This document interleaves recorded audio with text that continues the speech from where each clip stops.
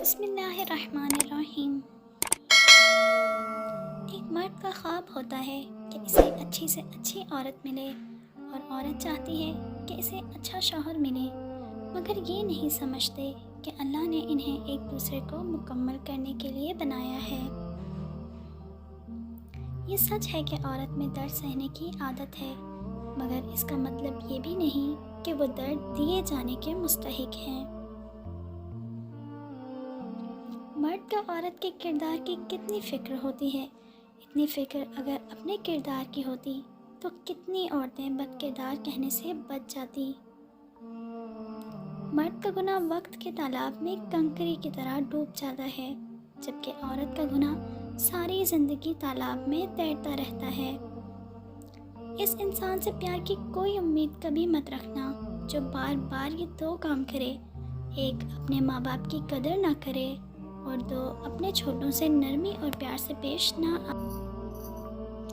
تم دنیا میں کامیابی حاصل کر سکتے ہو، بس اپنے ماں باپ کی دل سے خدمت کرو اور ان سے دعا لو، کیونکہ ماں باپ کی دعا اللہ پاک کبھی رد نہیں کرتا۔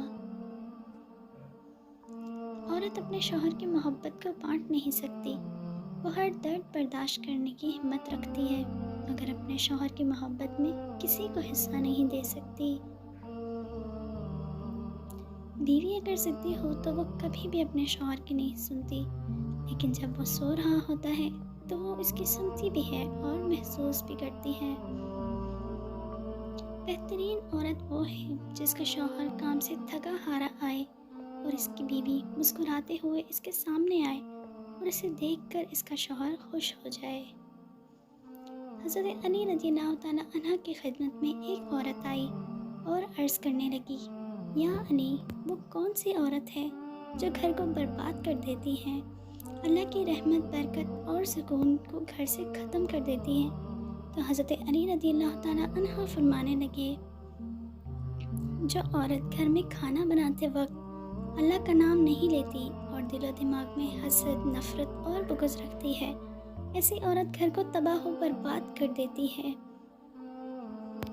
یاد رکھنا، جب بھی اللہ تعالیٰ کا رزق عورت پکاتی ہے تو اس کے احساسات اس کھانے پر اثر کرتے ہیں، اور یوں نفرت، حسد اور بغض سے پکا ہوا کھانا جو بھی کھائے گا، ان کے وجود میں بھی وہی احساسات پائے جائیں گے۔